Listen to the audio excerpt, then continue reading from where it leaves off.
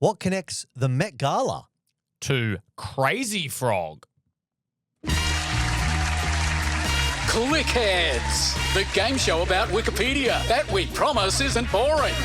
Please welcome your hosts, Archie and Bretz. Welcome back to Clickheads. Hope you've been really well. My name's Archie. And I'm Bretz. I'm the other one. How are you, buddy? You good today? Going well, mate. Yep. I've got a good feeling. I think we've got our work cut out with us, or for us even. Yep. With this topic, the Met Gala to Crazy Frog. Someone I have a deep personal connection to. I reckon we're going to be all right. I reckon we're going to navigate this. I'm nervous about it. I don't know much about the Met Gala. I've got my own thoughts about the Met Gala. Okay. But we'll get into that later. If you've just hopped onto the pod, we're playing the Wikipedia game show that we promise isn't boring, where we have to get from one seemingly unrelated Wikipedia page to another within 5 clicks. So we've got 5 clicks to go to the little blue hyperlinks you see on a Wikipedia page. And on top of that, mate, no countries allowed. No, we can't click on a country. We have a 30-minute time frame to do it. We cannot use Control F. And an important rule that hasn't yet caused us any dramas, but maybe today is the day. The Rowan Atkinson rule. If we at any point click on, or not even click on rather, if we even read with our 2 eyes the name Rowan Atkinson, the man behind the bean, we are done. That's like a booby trap. It's like a landmine. It's like a little Johnny English landmine that if we read his name, Blackadder, we're dead. Do you know why he chose to name the character Mr. Bean? I don't. Oh, damn, I thought you did. I don't either. You said that with such a tone like you were about to drop. Like, that's like you walked in. It's like, no, just before we get started, does anyone here know the reason why Mr. Bean was the name chosen by Rowan Atkinson? No, me neither. Let's move on. Yeah, I'm sorry. You had a real look, I know it. If that's the major and only disappointment over the next, 45 minutes, so be it. I don't know. Do you reckon it was just a random thing? I know we could look this up right now, but we won't. I long find it in comedy the funniest names have 1 syllable as a surname. Oh, that's an interesting take. I think Ricky Gervais spoke about this in an interview I listened to where he was like talking about David Brent. And he said there's just something that is sort of funny from a fricative level of the idea of like linguistically 2-syllable first name, 1-syllable last name. David Brent, Mr. Bean. I know Mister's not his first name, but did we ever learn his first name? I don't think so. I think it's Muhammad. You think it's Muhammad Bean? You reckon Mr. Bean's first name is Muhammad? Most common name in the world. Or maybe he's like McLovin. What about if his first name is Mr.? Like, that wasn't just the common thing you put before a man's name before their surname. What if his first name was some strange, back in those days, parents these days name their kids after products you can get at a chemist. It's like when back then it was just, let's call him Mr. Pretty sure there are girls named Lady. Or at least dogs. It would be like, that episode of The Simpsons where Homer wants to figure out what his middle name is. He's just known it was always just the letter J. And finally, at the end of the episode, sorry, a bit of a spoiler alert if you haven't seen this episode of The Simpsons yet. Oh, man. He finds the mural that his mother painted, and behind a little bush, he figures out that his middle name is J. Is J. J-A-Y. Can I tell you Do you know who's a real-life example where the letter is just J? J. Robert Oppenheimer.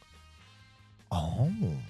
Apparently just stands for nothing. See, now, I know that this whole dialogue started all about if I know what the origins of Mr. Bean was, but look at all this beautiful, fun fact trivia that we've been able to uncover as a result of me not knowing that. Can I tell you one of the more embarrassing stories about my childhood quickly before we get going? Yep. So the very famous Mr. Bean movie where, I don't know which one it is, but it's the scene where he goes to an art gallery. This is the first Bean, the Ultimate Disaster movie, as opposed to Mr. Bean's Holiday, which came much later. Okay, so that one the first one, right? Yep. My mum, when I was a kid, must have been a couple of years old, she took my sister and I to the cinemas to see that movie. Yeah. The scene where he sneezes on the painting and then he tries to kind of rub it off and then he smudges and ruins this classical piece of art. I had to be taken out of the cinema by my mother because I was so anxious and scared about the trouble that he was about to get into from like a security guard or whatever. I was like hyperventilating Mum had to take my sister and I out of the movies. We left. We never went back in. I could not face the consequences of his actions. I just was getting too worried about it. You had a bean-induced panic attack. And you know what? I don't think I'm on my own with that. I'd love to know if anyone else, as a child or even as an adult, has never been able to deal with the anxiousness that a movie scene gave them.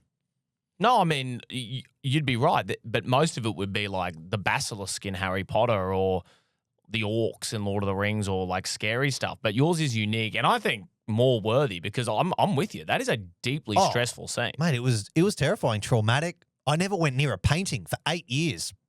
I was too scared. You had PTS bean. I did. You had PTS bean. That could be a condition for something else you try to do in life. Very true. Mm. I went to a screening of a 1980s war film made out of Russia. When? Russia. What, when you were 8? No, recently, this is last year in London, called Come and See, and it's sort of known as the most harrowing war film ever made. It is absolutely just deeply upsetting, realistic war film. I'm not sure if it was as stressful as the scene where Mr. Bean sneezes on the painting in Bean Ultimate Disaster Movie. I seriously, when he draws the little face on, and it's simply deeply traumatic. It's terrifying. You're just going, this guy's going to get in so much trouble. How much is it going to cost? It's called Someone's Mother. What's the painting called? It's don't know. I was about to say Stifler's Mother, but it's definitely not that. Honestly, my recollection of it, I thought that it was the Mona Lisa. Well, it was I think it was. It screamed if they didn't get the rights to use the Mona Lisa. Yeah. Okay. It seems like Da Vinci's estate were like, as much as we respect Bean Ultimate Disaster Movie, pretty hectic that Bean claimed that mantra. You'd think like maybe a film about like Pompeii might have been like, damn, I really thought we were the ultimate disaster movie. Turns out Mr. Bean sneezing on a painting. Well, mate, I'd love to, if you listen to this podcast and that movie caused you a bit of stress and trauma, please get in touch. I've digressed enough. No, we have. Let's get going. Should we get into it? Yeah, I reckon. We've got 30 minutes on the clock. We've got to get from the Met Gala today to Crazy Frog, which was that like viral ringtone thing, right? He began as a ringtone and then he grew into a fairly successful recording artist in his own right. One of the more successful amphibians. All right. Well, Alrighty. the Froggies, hope you're ready to go today. Let's go. 30 minutes remaining. As well as 5 clicks remaining. Now, the Met Gala, as we record this, Bretz, has it been on? Is it just a one-day event? It is one evening, right, that they hold at the Met, the art gallery in New York. It was formerly known as the Costume Institute Benefit. Now it is a fundraising festival held for the benefit of the Metropolitan Museum of Art's Costume Institute. So it's a fundraiser, but just for the venue it's held in, which I think is arguably what heaps of events are. Now, I hate the Met Gala. I hate it. Speak on it. It's just, to me, and look, I didn't realize that it's some type of fundraiser for the arts, but it feels like the worst example of just sheer overindulgence, materialistic crap. And like the stuff Go off my socialist king. The stuff they wear, no one wears that. That's what I don't get about fashion, okay? That's my hot take. Whenever I see these models walk down the runway and they've got the weird hats on, these dresses that are like, they protrude like 8 meters from left to right. I've never walked through a Stockland shopping center and seen anybody wear something like that. And that is my measurement of whether it's relevant and important. Take over. Do you think this take is at all undermined by the fact that you are wearing a Foster's Draft Beer T-shirt? I don't know if you're standing. I don't see any relevance of you bringing that up. I hope the logo is showing up right now. Is that, and also the fact that you went on a fairly spirited endorsement of TK Maxx in our most recent episode, whether your takes on fashion, because I generally agree with you. I do think the fact that, there's a big conversation around the excess and waste. And you know what it reminds me of? I think the commentary. Hell. That's what it reminds me of. I think hell was the theme one year. Because did you know that aspect, that they give you a theme or a word and they have to build the costumes outward from that? No. So I'm not honestly, the only knowledge superficially that I know about this is I always see someone wears something really fucked up and then that becomes like the front page. It's usually someone with their tits out or whatever, or they're dressed up as a bin or something. And then that becomes the front page of every kind of news publication about, can you believe what someone irrelevant wore? So the theme for this year was fashion is art. Now, before you go on about this is waste, this is capitalism, this is destroying the world, and it's just about excessive sort of hedonism in terms of expenditure. Yep. I counter with, do you know who the honorary chair was this year? It's going to be someone good. It was Jeff Bezos. So if you can't name a guy who has done more for this world than he is only in it for the right reasons. So when Jeff Bezos is connected to something, I simply don't understand how you can, in good faith, Archibald, sit here and tell me that it's got anything to do with money. The man likes books that come in the mail and rockets that go to the moon. That's all he is. Yeah. He's just a nice entrepreneur who loves books and mediocre original streaming series. What do they do with all the outfits afterwards? Where do they end up? Landfill? TK Maxx, bro. Your that's where... No, I have never seen something that outlandish. Your T-shirt was made out of Rihanna's veil. No, I disagree. She donated it to... All right, let's play it. Say you're a famous celebrity and they're like, you got to come to the Met Gala. You're coming along. I've just seen it cost on their Wikipedia page $100,000 for a ticket in 2026. That's up from $75,000 last year. Fuel crisis, hello. But anyway, go on. Crikey. Now, I'm going to give you a code, one of their like themes from a previous year, and you've got to tell me what you would wear. So, okay, I'm going to go to the year. Please don't make us wait any longer. No, I'm just the anticipation is killing me. Trying to find a good one. I'm going to go to the year 2015, where the theme was through the looking glass. What are you wearing? I would have worn in what are those things in like an egg timer? You know what I mean? What, like an hourglass? Yeah, where the sand kind of goes from top to bottom. Yep. I would have got 2 hula hoops, right? I would have got a curtain. No, not a curtain. I would have got like a plastic drum that's like a funnel. Is this because your mum works in curtains and blinds? So no, I'd go dressed up as an hourglass because that's like through the looking glass. That would have been my take on that. Like an hourglass? Yeah. I'm pretty sure it wasn't like Alice in Wonderland.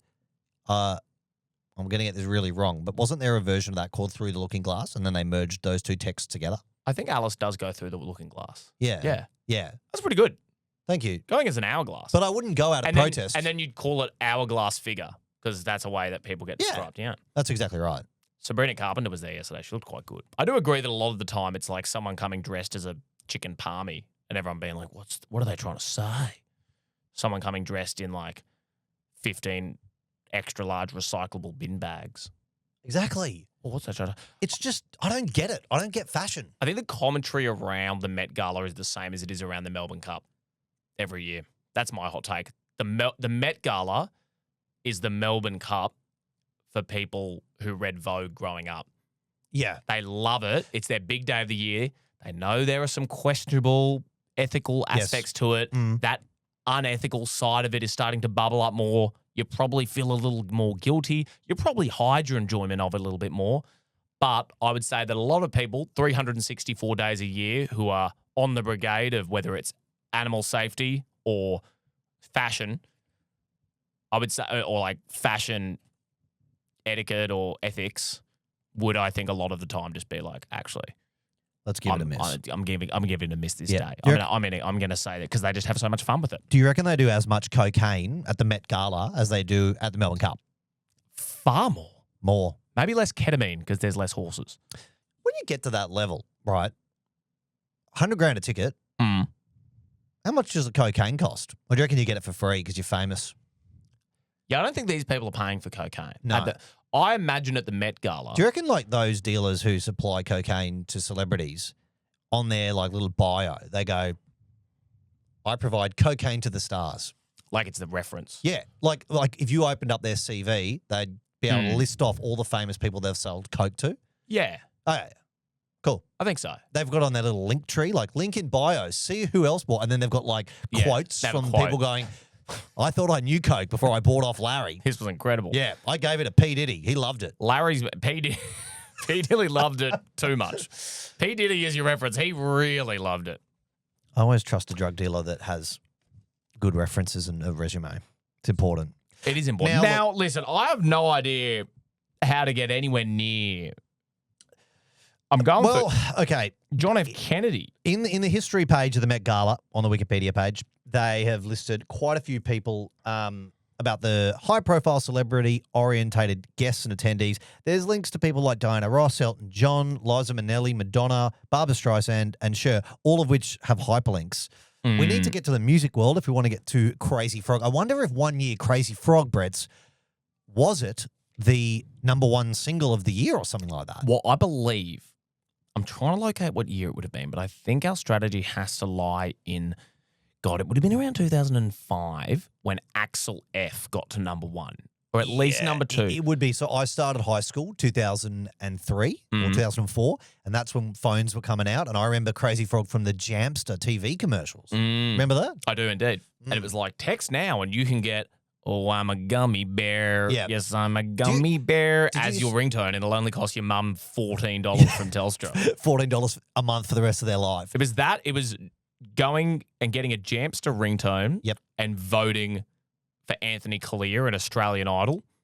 That's going to, like, in my mind, that was like, if you even dare do that on your mum's Nokia, we're going to lose the house. I was like gaslit and brainwashed by my parents being like, if you ever vote for Australian Idol or get one of the Crazy Frog little gummy bear ringtones, we're going broke. We don't have any money anymore. That's bankrupt. That's how much Telstra somehow, through voting for Damian Leith over Jessica Mauboy when he got 3 touchdowns from Mark Holden, if you vote for him after that, if you vote for him after his searingly emotional delivery of Hallelujah and Cats in the Cradle in the same episode, I'm sorry, bro. They will have access to your savings and your super, and Telstra will drain you. So you better really want Damian Leith to win. You know what my pathetic Jamster story was? Is because you could also pay, back in those days where you had the Nokias on the display, you could get like a background. Yes. Not just a ringtone. And I paid to get my background. I was dating a girl called Emma at the time. And so on my phone, it said Archie for Emma, right? On you customized it. I customized the background on my phone. I paid, like, as you say, 3 mortgages for it. Yeah. $5,000. Yeah. And the thing is, we broke up, which was very sad and traumatic. And then I couldn't get rid of it. I didn't have any money. I couldn't get rid of the background of my phone. So we're broken up. I'm heartbroken. She left my heart into a million pieces on the ground. And every single day I'm looking at my Nokia and I see Archie for Emma. I also wrote that in concrete on my walk home from school. Oh, so I had to see it twice. Now that one, that was permanent. Yeah, the concrete one is. Yeah, I reckon it's probably still there. That is, that'd be fun to find out. I think it is. Maybe that's one for the radio show. I can definitely. Oh, the side hustle. That's like the getting a tattoo in Bali on your lower back of mobile phone usage. That's like the millennial version of that. It was so hard. I mean, I was balancing my emotions. I'd never been broken up before. I was in year 7. And then I had to say to my friends, can anybody get this off my phone? Oh, my God. It's already been, jeez. 20 minutes remaining. All right. We haven't done much game plan yet. I reckon we need to get into the music world. Should we go to Rihanna? Oh, yeah. Let's go to a modern artist. All right. Rihanna, bang. There you go. 4 clicks remaining. Now, I actually think we've been good here because Rihanna does have a lot of top 10s of the US Billboard 200. I will point out that Rihanna, for a long time, maybe not now because she's not as active, pretty up there for me on my list of hot people. I will engage again. I can't find Rihanna on the Met Gala page. Oh. I'm stuck. Oh, Stuck, mate. Like, I can't see it. Where was it on the page? I think it was near controversies. I think I was under controversies. Oh, yeah. Hold on. I'm looking. Jay-Z. While you do that, I'm going to look at, make some sort of, so Rihanna. Here we go. the music video to SOS, which was the second single from her first album, Music of the Sun. It was the lead single from her second album, A Girl Like Me, which came out in 2006. That was up there with Megan Fox popping the hood of the car for sexual awakenings. I'm going to say my 3 sexual awakenings. God, we got here quick. You ready for this? Apart from like Jessica Rabbit or like Princess Fiona. Obviously. Goes without saying, mate. Obviously. Yeah. Like apart from like kid crushes, I'd say proper, I'm an adult and I want to have sex with this person. Yep. When I was like 10. Megan Fox in Transformers. Mm-hmm. Fergie in the My Humps film clip. What you gonna do with all that junk? All that junk inside that junk. I'm gonna get you drunk. Get you love drunk. Do you ever see him live? Black Eyed Peas? No, I'd like to. I think it'd be a fun concert. I do too. Yeah. I would love to see the Black Eyed Peas live. When are they going to do a reunion? What's happened to Fergie? She's still alive? I think she's alive. No, I know. I'm just being silly. But I haven't, like, she's not releasing music, is she? After that. Would that have been her last single? Surely not. And had Glamorous? Glamorous. Yeah. Well, that was all from one album, The Duchess. But I don't think London Bridge was after all of that. Because that was like Big Girls Don't Cry. She in a new band?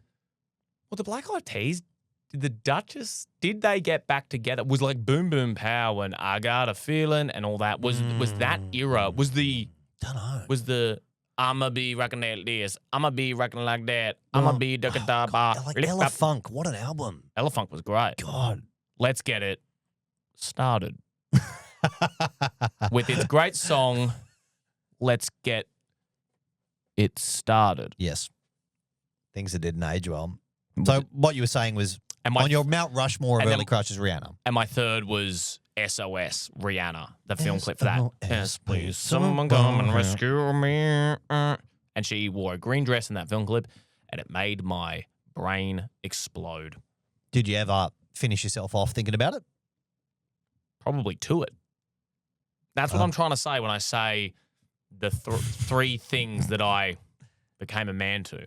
Yeah. That's the real reason. And Jessica Alba. You know, that's the real reason why MTV, it is no more. Why's that? There was just too many little boys ruining televisions by jacking it in front of them. What do you think the M stood for?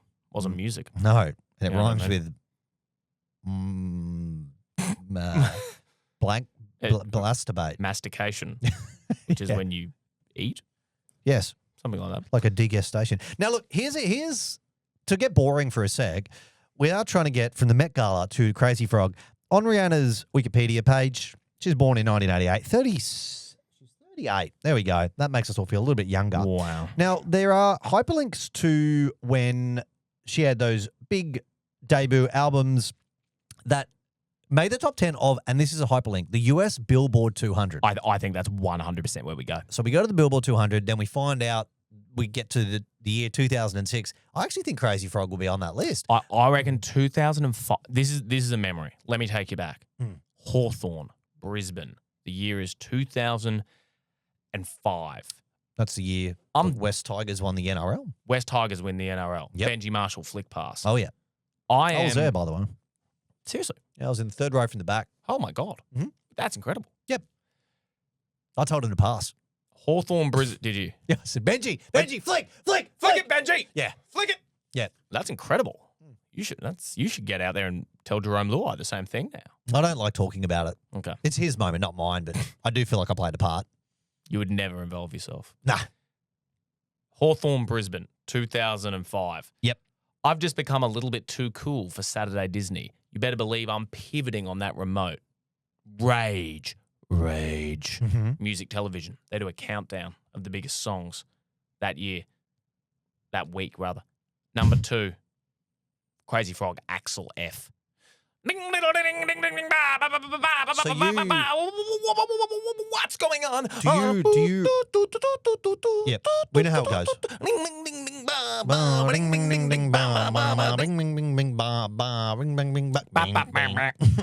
He's on a Now, motorbike. You really think that you can relate the year to the game, to the AFL, back to Crazy Frog? I do. Well, that's pretty impressive. You know what year? You know what's number 1? I still remember this. You know what pipped Crazy Frog? Akon. Lonely. Oh, that was a good tune. I am so lonely. A lot of singing on this one. Also random that the chorus of Lonely that pipped Crazy Frog for number 1 sounds like it could have been sung by Crazy Frog. Where's the Akon collab with Crazy Frog? You know, I recently saw an Instagram page that popped up. It's called How Songs Were Made. Yep. And it's the origin of Crazy Frog. Do you know the origin of it? No, I just assumed the ringtone was so popular that they were like, So we're raking it in from Telstra bills. Let's turn this into an album. it's a. Forgive me for not knowing the country of the guy who did this. I want to say it's an Eastern European country. There's a video of this guy who is actually doing the sounds of an engine. He's trying to do like a motorbike or a car or something.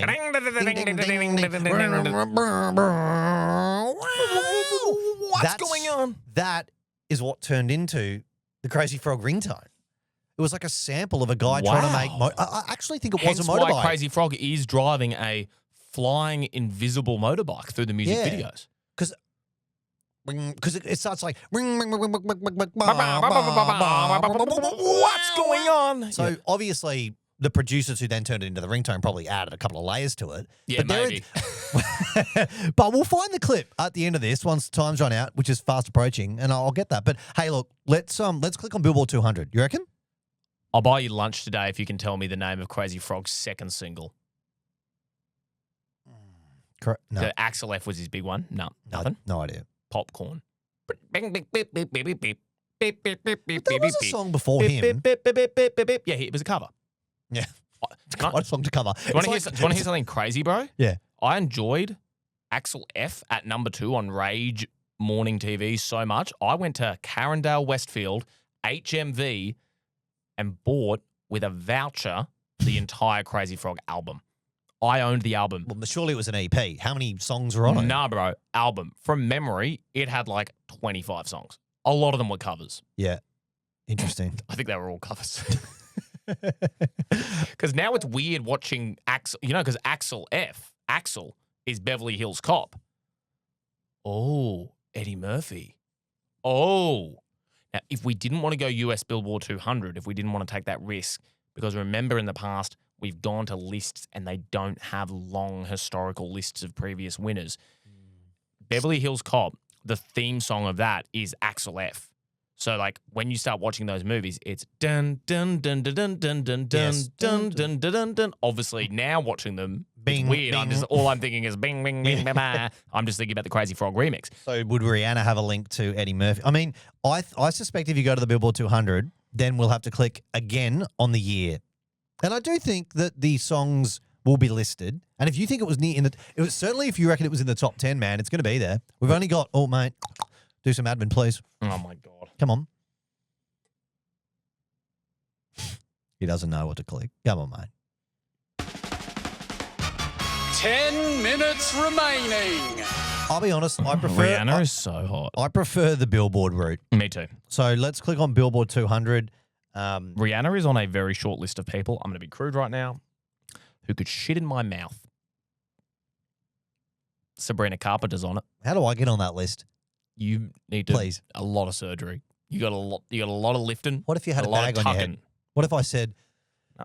"Oh, Bretz, it's me, Rihanna. SOS, please," and then bang, drop my guts in your mouth? I reckon you believe it. Your 30th's coming up soon, mate. Might be a little bit of a present for you. I know I've never met Rihanna. I reckon I'd immediately be able to tell that it wasn't her feces. I'd be like, this is just all Guzman.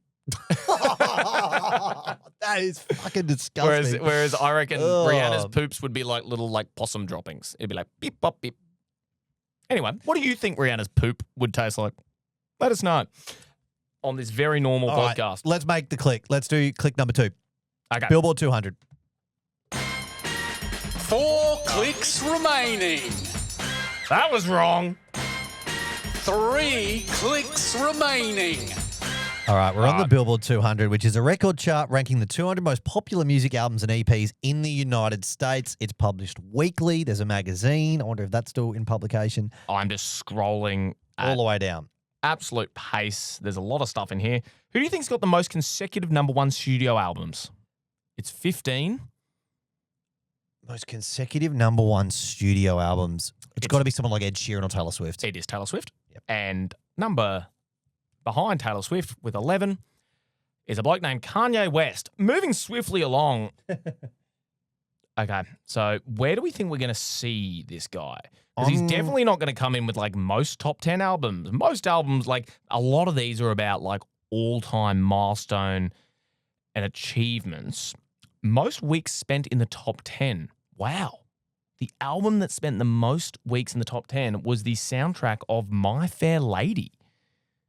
SOS Scissor. Mate, this is crazy. A lot of these are just musicals.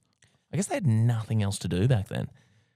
I'm just trying to go down to additional milestones because there's a lot of facts about how long things spent up there. Is there some sort of weird bracket for like animated characters or something? Like a weird milestone that like Crazy Frog was the first amphibian to get into a top 10 of a list. Oh, there's Bad Bunny. How come in the modern music landscape everyone loves a Bad Bunny but no mention of a Crazy Frog?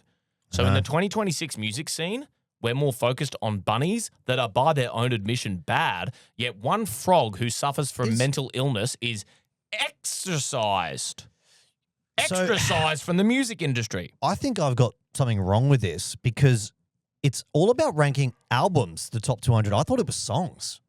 Yeah, that's where we've messed. So do we want to see? Here we go.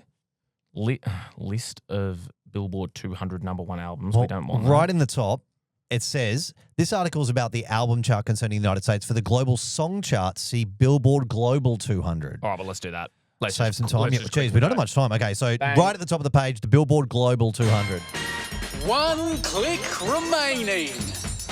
All right, now we are absolutely flying through. We've got 7 minutes left. Once again, I see the baddest little bunny, but I don't see the craziest little frog. And that does annoy me.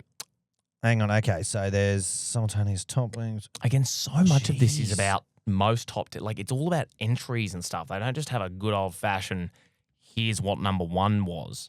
And our problem is, I don't even know if Axel F got the number one. This is what I think we're going to get better at over time, is remembering when we go to pages like this. Hopefully we'll remember where we fell down in the past. Yeah.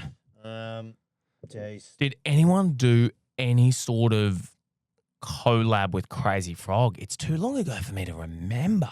And also, a lot of the facts and hyperlinks in these pages are far more recent. As if, like I'm talking like not even only as far back as 2022. Well, I dare say that's because streaming came in. So because they started taking streaming into account where it didn't cost you $20 to go buy a record, it was just you paid a Spotify subscription. Yeah, so hence why like Bad Bunny, BTS, Playboy Cardi, like Huntrix. Like Huntrix is the K-pop demon hunters. Like they're in the top 10. And so, yeah, all of these, this is a incredible recency bias, which once again, I'll say it, deep discrimination towards frogs. Just because the bunny's doing well. Well, the bunny's doing well, and I don't see nothing for the frog. The bunny does well. Also, The Weekend, like that's a day of the week. That's true. Yeah. Do you think if Crazy Frog was around now, he'd have to change his name to like he couldn't use crazy? Neurodivergent Frog? I think so, yeah. Yeah, me too. That'd be the PC version of it. What do you reckon he had? Like, what was his particular strain of mental illness? It was some version of schizophrenia. Or maybe he just had ADHD. Yeah, but also, did he have a form of like Tourette's as well? There were definitely with his speech patterns? There was definitely a physical tick aspect to what was going on. I mean, he was blue. I've never seen a blue frog before. Me neither. So maybe he was... Maybe there was some sort of skin... Like an alopecia for frogs. Crazy Frog was at the BAFTAs, so maybe it was Tourette's. And he couldn't help what he yelled. Taylor Swift He couldn't help what he yelled out.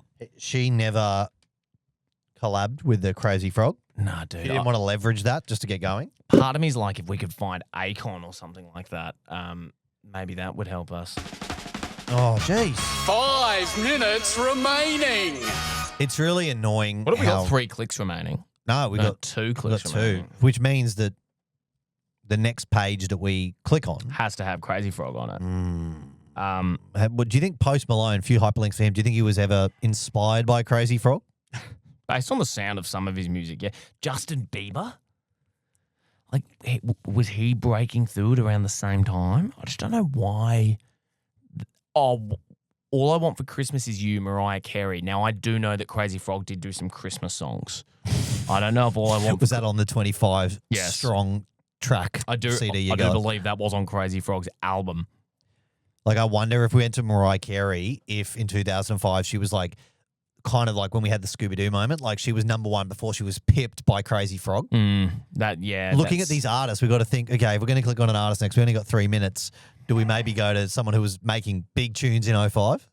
I don't even know, like, Yeah, I think we just look for the year 2005 anywhere. I can't see it at all, man. Yeah, dude, it is all so recent, isn't it? This is actually just quietly just turned into a really, damning look at the music industry. Which is not what we set out to do on this podcast. It's not exactly what we set out to do, but it is it's valuable. I mean, is K-pop Demon Hunters? There's links to Golden. Are we too far away? It's like computer-generated voices. I mean, it's a Unless there was stretch. just some tab that was like other animated, like they were the first animated group to get a top 10 single in the US since Crazy Frog. It's not It's not the worst idea. It's not crazy. It's not crazy. I think we have to do that, man. Should we just give it a go?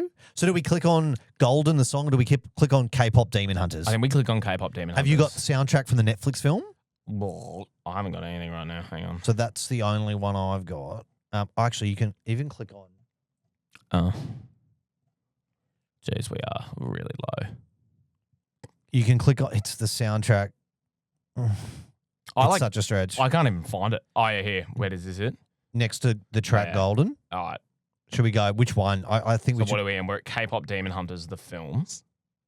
Oh, where are you? I'm here. Oh, have we clicked? No, click on Huntrix. Huntrix. Oh, yeah. No, it still takes you to K-pop Demon Hunters. Either way. All right, we're making a click. That's where we're at. 1 click remaining. And while we're doing it, we may as well say 1 minute remaining. Production, development, casting, animation, music. Okay, come on. We're just trying to concentrate for 60 seconds. Okay, We're also going here down, with looking you. at the lead single. Is there anything that says anything? Soda Pop. Is there anything that says they are the only animated group? Which honestly feels like something that's important. That animated groups are making their way to the top, but like it's a return from something we had almost 20 years ago. That would be the cultural impact. accolades. Have you seen it? Yeah, Oh, I haven't seen it. it's really good. Okay. Disney's Encanto. Okay, this is where they seem to be talking about the cultural impact, and it's so deep. Korean Wave did Crazy Frog have any impact in Korea? Fandom sequel. Maybe there's going to be a sequel. Crazy Frog joins the K-pop Demon Hunters, the ADHD amphibian. That's what he'd be called now. Crazy Frog would be like, oh no, you can't say that. It'd be the ADHD amphibian. You reckon that'd be PC? I don't know. Yeah. Maybe. Oh, no. We're on a roll. Spider-Verse, The Spider Within. There's a few other routes we maybe could have got to here, but I think for now. Game over, man. It's game over. You get nothing. You lose. We really cocked up by going onto that Billboard page. It's rare that our first instinct was wrong. But I am now looking at the Crazy Frog Wikipedia page. Crazy Frog, originally known as the Annoying Thing, is a Swedish CGI animated character and Eurodance musician created in 2003, Eric Wernquist, marketed by the ringtone provider Jamba. Yeah. Which was like Jamstar. Yeah. The character was originally created to accompany a sound effect produced by this bloke while attempting to imitate the sound of a two-stroke engine. So your background, mate, we should have found a way to go. I'm annoyed at myself that I didn't think of the Eddie Murphy route sooner, because very quickly it goes, the Crazy Frog spawned a worldwide hit single with a cover version of the Beverly Hills Cop theme tune Axel F, which reached the #1 spot in Turkey, New Zealand, Australia, and most of Europe. Again, US Billboard charts. That there's no real mention of him having. Yeah, this is it. The subsequent album, Crazy Frog Presents Crazy Hits, and second single, Popcorn, also enjoyed worldwide chart success. He brought out a second album called Crazy Frog Presents More Crazy Hits. But and one called Everybody Dance Now. Is there anything on this page that talks about the success that his music had in the charts? Not really. No, Dude, not did you know really. in December 2021, a new single, Tricky, was released after a 12-year hiatus. Crazy Frog is like John Farnham. He's always thinks he's retired, this crazy frog, and then he's back. You were bang on with your years, mate, because it says like the Crazy Hits was released 2005. It went platinum. Yeah, dude. Look, it went platinum, man. It's seriously impressive. We should have gone to Eddie Murphy, because Eddie Murphy would have attended the Met Gala for sure. Oh, Maybe not. but there was definitely someone who could have got us to Eddie Murphy. Like, so easily. And then we could have got... I'm really annoyed at myself that I didn't think that Axel F was a cover of Beverly Hills Cop. That's frustrating. Now, my claim read the album about the track listing, about how many songs were on Crazy Frog Presents Crazy Hits, the debut album. I wasn't far off. There are 22. There's quite a lot of songs on this thing. That's heaps. 25 in the Christmas edition, where he did do a cover of Jingle Bells, Last Christmas, You Can't Touch This, George Michael. So, yeah, but again, would the song Jingle Bells, like, let's say we got to Wham! Last Christmas. I'm not trying to yuck your yum here, because I've now gone onto Eddie Murphy's page, right? Yeah. And you thought that going to Beverly Hills Cop would have been the way you would have gone. Yep. Now I'm on Beverly Hills Cop. The game's over, so I can Control F. Mate, there's no frog. Just say Axel, but look up Axel F. So Axel F, the only Axel F I can find is... Does that have a hyperlink? I can see Axel Foley. No, AXEL. Yeah. But Axel F is the theme song. That would surely have a Wikipedia page. Sorry, say that again. The song Axel F, which is the theme song of Beverly Hills Cop, surely that has a Wikipedia page. Well, I'm trying to find it on Eddie Murphy's. I've gone to Beverly Hills Cop. On Beverly Hills Cop, it will be there. So you reckon... Go like soundtrack. Vigorously trying. So I can see how, and let me tell you, I can see how hard you're working. So please don't doubt yourself. Okay, yep. Okay, so yeah, there is a soundtrack. There's a hyperlink to Axel F. And then surely under that, there will be a mention that Crazy Frog launched the song into worldwide, the stratosphere. Yes, there is, mate, yeah. So we would have gone from Met Gala to someone, to Eddie Murphy, to Beverly Hills Cop, to Axel F. Oh, so we would have still needed to find... I reckon Axel F, the song, still would have been on Eddie Murphy's page. But you're saying it wasn't. Not by doing a quick check, but I mean, I can go... Anyway, this is all post-match analysis. This is where we do, like, the NRL 360, except we also played the game. This would be the equivalent if the people who played the NRL match then sat down and did NRL 360, which admittedly occasionally does happen. Sometimes they go on the little panel there and have a bit of a chat. Adam Reynolds was on it recently, like the day after his... I always find it interesting when they go on those things like the day after the game or they get flown. I know that was a big controversy. Gordon Tallis over here. Well, thank you. We want to let you know, if you're listening, if you've got suggestions on where you would like us to try and get from one to the other page on, please send us a voice note or a message on the Instagram page and we will endeavour to start doing that. Yeah, we do have a couple that have come through. Yep. We have just been finding our feet. I think this is episode 5. Yep. Episode 5, wow. Time flies. And we've already taken a major swing at Gordon Tallis and various others along the way. Oh, well, if he hears this, we're doing something right. Follow us at Clickheads Pod. Starting to get a little teeny tiny bit more traction on that on Instagram, and share with your friends. Yeah, please. And we failed. Failures. We lost today. Archie and Bretz's Clickheads.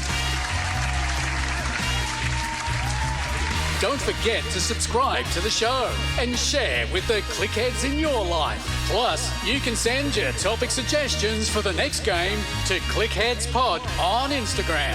Thanks for playing Clickheads.